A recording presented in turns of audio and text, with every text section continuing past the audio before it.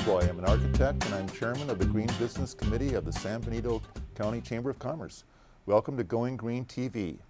This show promotes environmental sustainability for future generations. This show is also sponsored by the San Benito County Chamber of Commerce, and on the set today I have journalist and environmental activist Kate Woods, my co-host Shawn Novack, who's the Water Conservation Program Manager with the Water Resources Association of San Benito County. It's a mouthful. And Armen, Nahabedian, who's the CEO with Citadel Exploration Incorporated. And we're going to talk about the evolution of the mining technology from those old days of New Idria to what is being proposed at Project Indian today. So I'm going to first give a little background on Kate. I know many of you know who Kate is. She's worked at the Pinnacle News for quite some time, a journalist. She's an actor and an activist, as I said, and she paints pictures, and she wrote a book called Quicksilver Chronicles, which is available at lulu.com. So go get a book, surreal memoir of her days living in New Idria. Thank you. Welcome on the show, Kate. Thank you very much. It's very good to be here. Great, thank you. And Armen Nahabedian, who's a fourth generation California oilman. He's 10 years in the family oil business. You learned the business from the ground up. And you're also a Marine Corps veteran of the Iraq War. And you're an avid surfer and an outdoorsman. You have 2 kids. Yes, sir. Thank Good you to for having me. Oh, you're welcome. Great. So let's talk a little bit about, I mentioned Project Indian, which is located in Bitterwater, which is 8.5 miles east of Greenfield. It's about 688 acres. And it's part of what's called the Monterey Shale Formation, which extends, I understand, all the way down to San Diego. Is that correct, or Santa Barbara? It's actually not part of the Monterey Formation. It's the oil that was in place at Project Indian, or is currently at place, was generated in the Monterey, but then migrated into these sands. So I see. Okay, and so you mentioned sand, so it has like the type of geologic formation is really not conducive to the traditional drilling techniques, and so this is actually more of a conventional opportunity.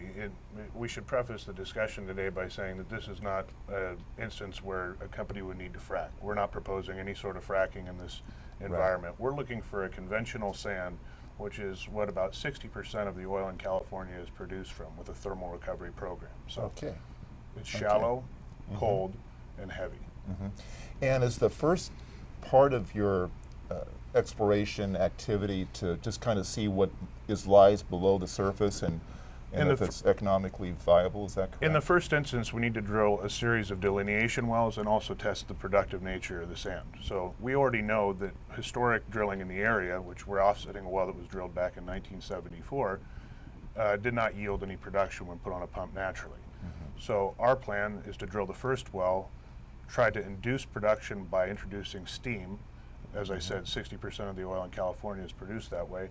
And if it does produce, we need to determine how large the field is. That's what the delineation wells will be used for. I see. So it's just straight steam then? You're not adding chemicals like you use in fracking? Correct. And just my understanding is that the steam is injected into these reservoirs and it heats up the oil. It decreases the viscosity so that the oil can be extracted. Is that correct? Correct. And the reservoir itself has both water and oil in it. And in fact, the oil was floating on a groundwater aquifer until the global warming started about 10,000 years ago. And when that aquifer dropped down due to the droughts that were taking place, the oil actually settled in the base of that sand. So now that it's cool at a temperature of approximately 70 degrees, in order to mobilize it, you need to inject steam. Okay. So you mentioned fracking, and just for information for our audience, let's talk about the difference between that drilling technique known as quote-unquote fracking and thermal recovery.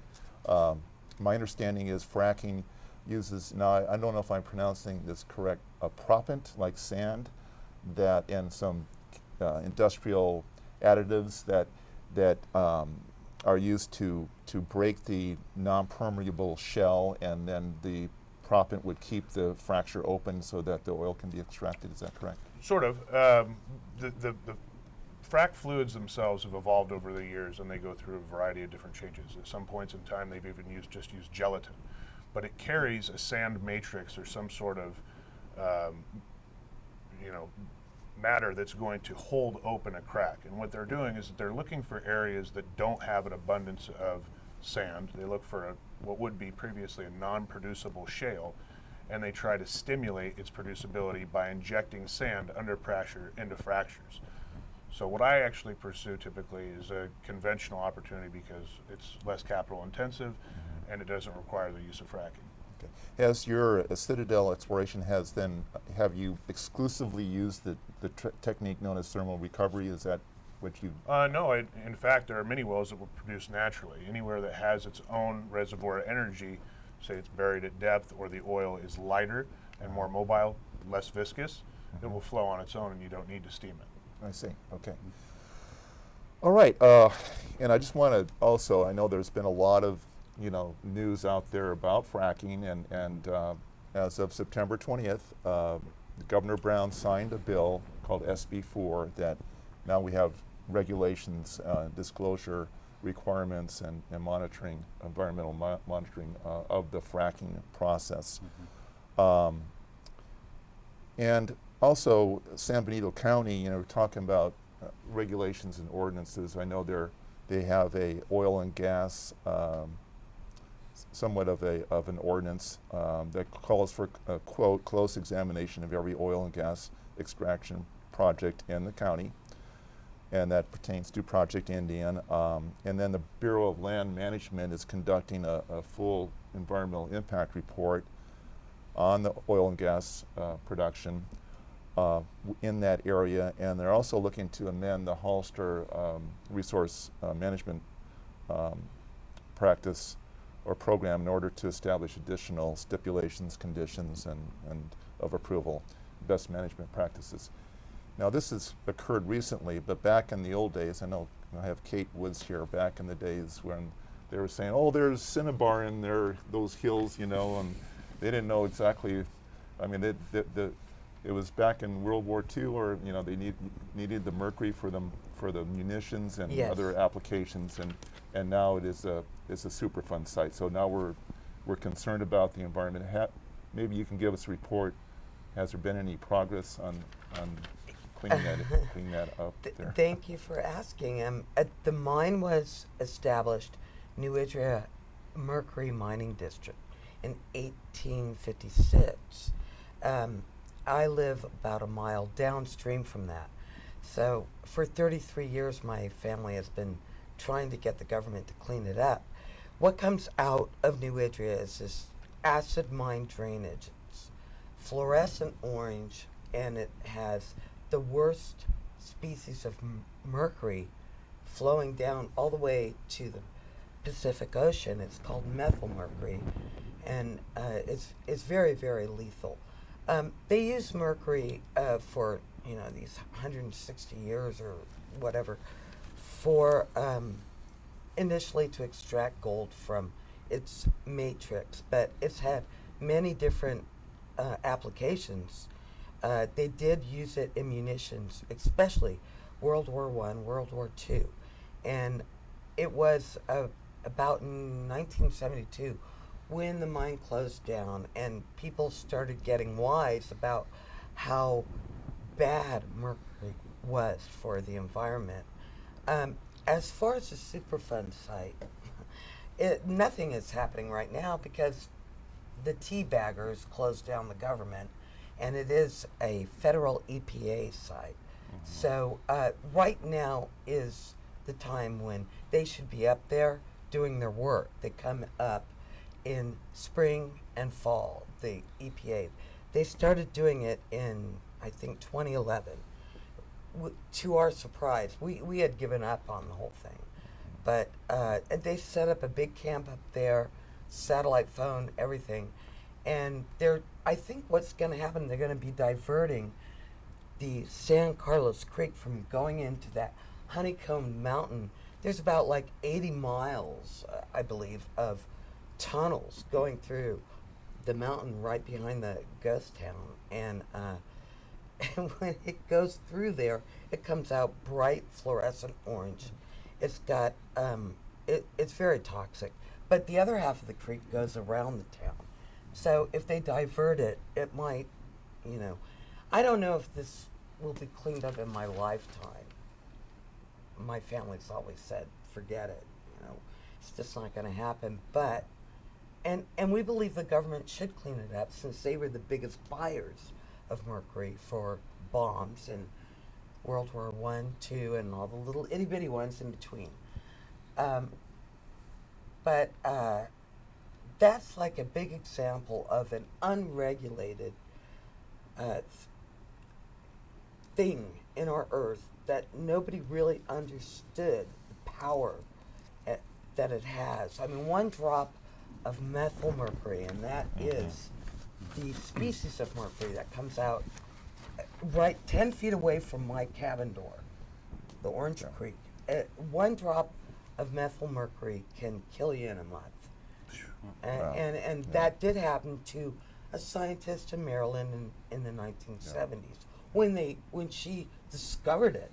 It's an organic form of mercury, believe it or not. I mean, it's like alive. And it looks like water, acts like water, odorless, colorless, and it's very, very lethal. And we are putting it by the tons. When it floods up there, we're sharing the wealth with the world. And we put it by the tons into the Pacific Ocean. Back in those days, the technology was short-sighted, and they were just looking at those rotating kilns, and then maybe they didn't realize the consequence to the environment. But now, we've come to today in modern technology, and we've learned a lot of these lessons. So It sounds like another terrible consequence of war. I mean, if this was a byproduct of having to win World War II because we needed bullets to do that and bombs, et cetera, one more reason for us to have our own sovereign supply of, fuel, et cetera, et cetera. And it is interesting that, we have come to this point, it looks like full circle. I mean, one of the major pushes in America today is to become energy independent. And of course, that will reduce our necessity to, be dependent on foreign oil in the Middle East, et cetera, et cetera. So we've always said that, in California, we refine somewhere on the order of 2 million barrels of oil a day. We produce about 400,000 or 600,000 barrels a day. So 1.4 million barrels is imported from overseas every day. And those are from areas that don't have the types of regulations and aren't doing things to, be environmentally conscientious. It's something that we should do here, and I think that California is definitely setting the standard on that. Sure. Well, you bring up a question and help me understand, as far as the oil market goes. I always hear, drill baby drill, we're going to keep the oil here. But the way I understand it, oil is a commodity, and the Chicago Mercantile is the one that deals with these futures in oil. Doesn't it just go to the highest bidder? If China's bidding more money than somebody here in the States, wouldn't it go to China? Well, we're in California, and we're the 8th largest economy in the world, right? Sure. And we import our oil, and it comes from Alaska, the Middle East, Venezuela, et cetera, et cetera. So domestic production stays here in the state of California. We're importing. We need that to sustain our refineries. But we're ship- also exporting, and we're exporting to China, and we're also exporting natural gas to China. I mean, so there's this big money cabal that's going on. Yeah, in California, though, we're importing oil because we're short on our production. We produce 600,000 and we refine 2 million, so the 1.4 million coming in, you can export the product of that, like all the textiles, the clothes that we wear, everything that we have to do day to day. But really, you have to imagine, there are some 20 million cars in California on the road or something like that. Those aren't running on any sort of alternative energy. There just isn't anything at this point in time that's viable. So our society has become, terrifically dependent on it. Sure. It's up to us now to do it in an environmentally conscientious way. We've made, I think, tremendous advances in the industry, but it's not perfect, and I'll be the first one to tell you there's a lot of cleaning up to do. Citadel is right now in a position that it can set an example for San Benito County. We're the first project that's been permitted here in many, many years. And we're trying to reach out to the Center for Biological Diversity to improve on the techniques that we're using. We've asked that they come on board as consultants for our company, at any adversity that we face, we've always tried to adopt them into the program and say, look, we're here trying to hear everything that people have a problem with, and we're trying to fix it in advance. We don't want to have an issue come up, especially as a small company, that could be debilitating to the growth of our company. Well, I have a question.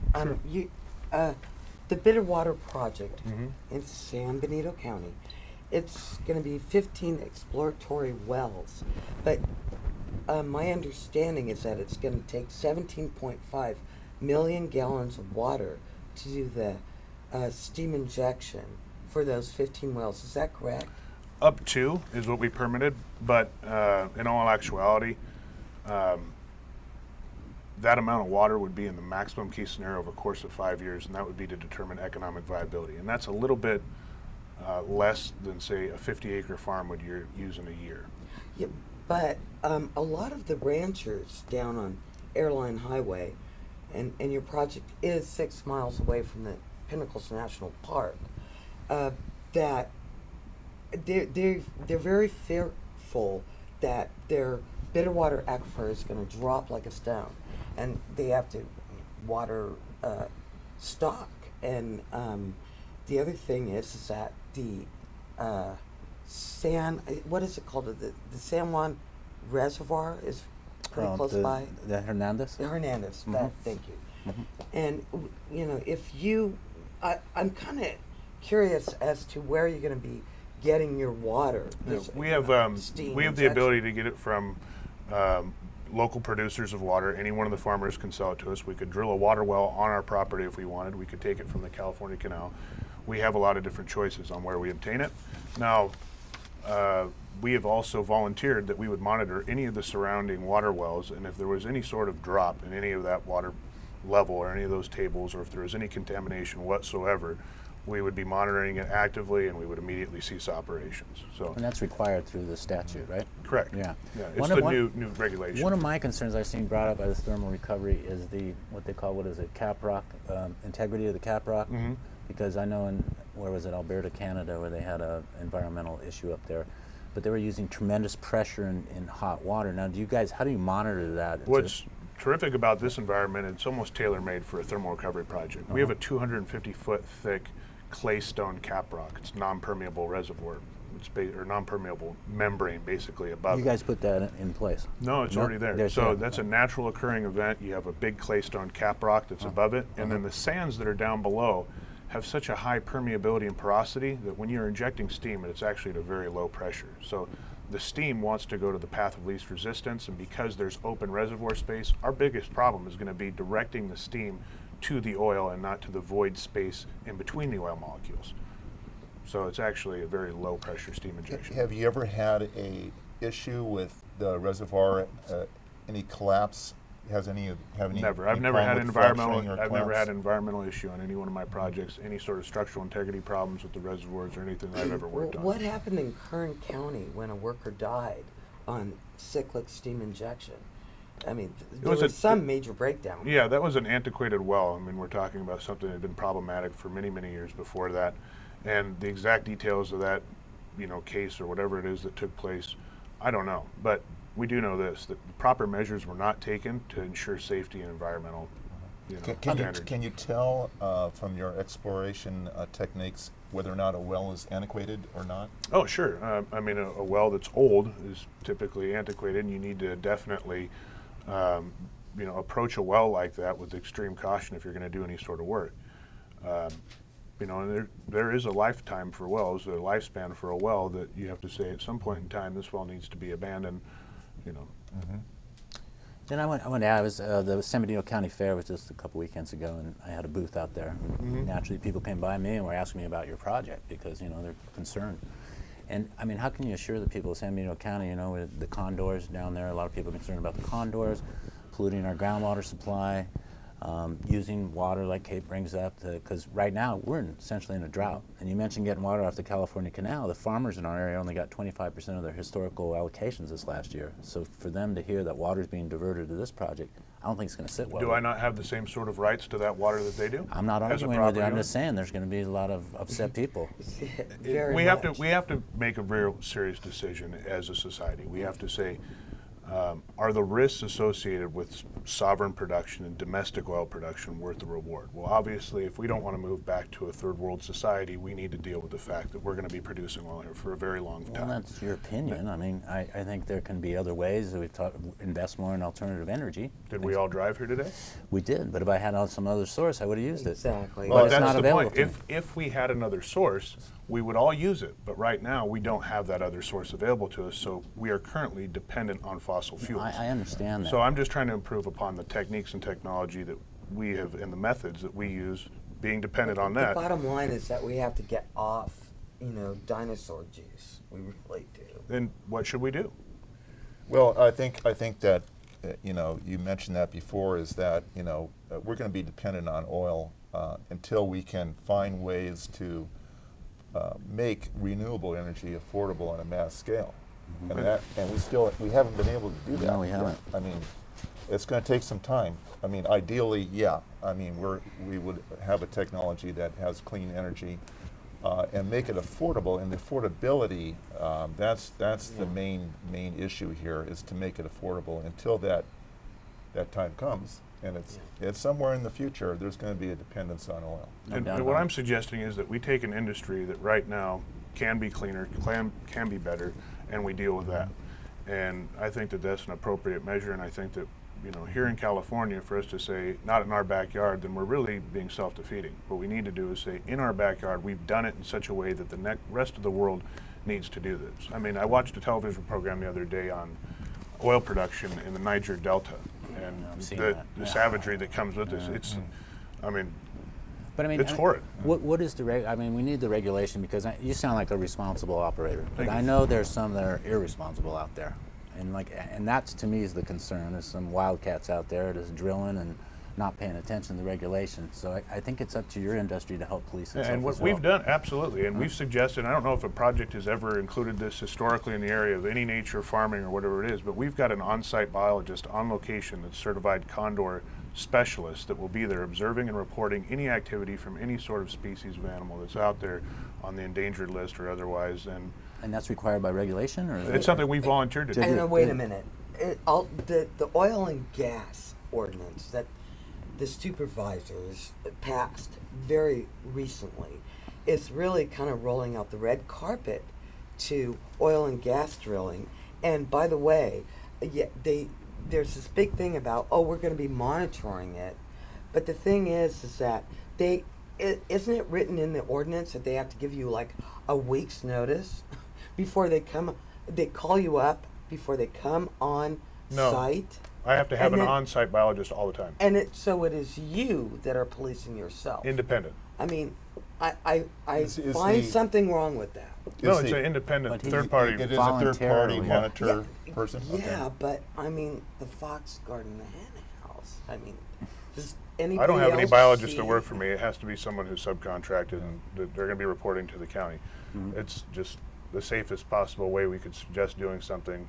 If I hired someone internally, I would see some sort of conflict, but that's not what we're doing. It's like in my field, in architecture, we have a lot of issues with hazmat, and we have to have a third-party monitor Sure, person. sure. I mean, to do that. So I know where Armen's coming from there.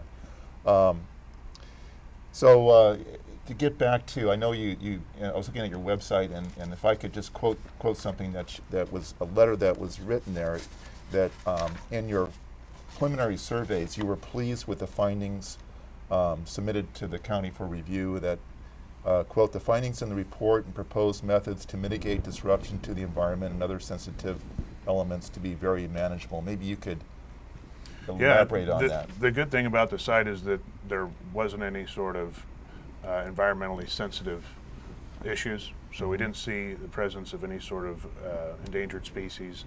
There's an area of oak trees that are to the north that we're avoiding, and to me that's an easy thing to mitigate. We'll just avoid those areas that they want us to, and we can locate these wells because they do take up a very small surface footprint to a limited area, so we won't create more surface disruption than necessary. Well, I'm glad that you're avoiding the oak Yeah. woodlands, but I think there's a ton of species down there that really need protection. First and foremost, Yeah, the absolutely. Well, California condor, There's only 30 of them at the park, and blood-nosed leopard lizard. There's a ton of them, and they're indicator species. If they go, we go. Bye. But the biological opinion said there was no species down there. No. Okay. And it was also independently verified by a third party.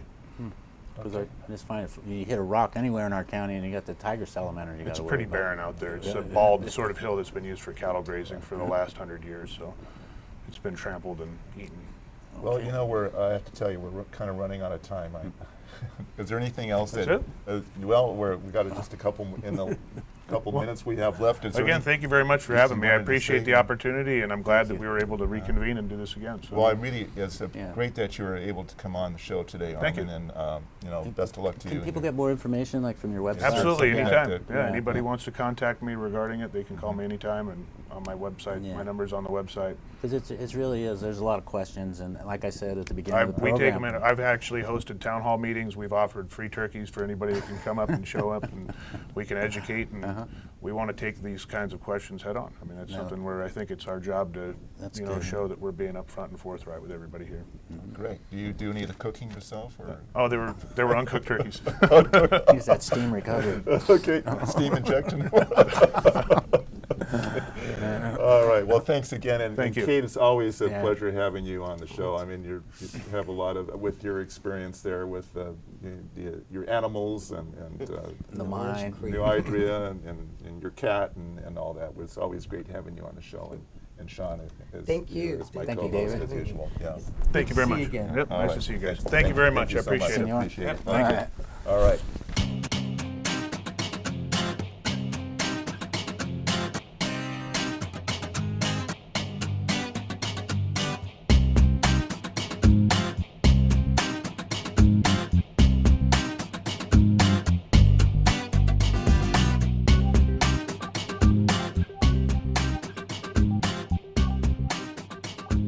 Hey, you're back watching Going Green, and well, we had a lively discussion on today's show. Well, that shows you all the controversy surrounding this issue, no? And There's a lot of people interested in that, and hopefully we got some information out there for the viewers about thermal recovery and Project Indian. And I hope people go out and do some of their own research, because it is important for our county. Right. And it does have some consequences, positive and negative, so Yeah. people need to weigh in. Yeah. Well, that's one of the good things about our show is having topics and guests that are pertinent to what's going on today. And I think that having Armen and Kate on the show, to have this discussion, that was really good. And we really appreciate you guys watching our show today. And hey, next month we'll have another one that hopefully will be as lively and thought-provoking as it was today. So. They seem to be getting stronger, David, so it's good. Yeah, we're getting there. Thanks for watching Going Green. We'll see you next time. Thank you, everybody.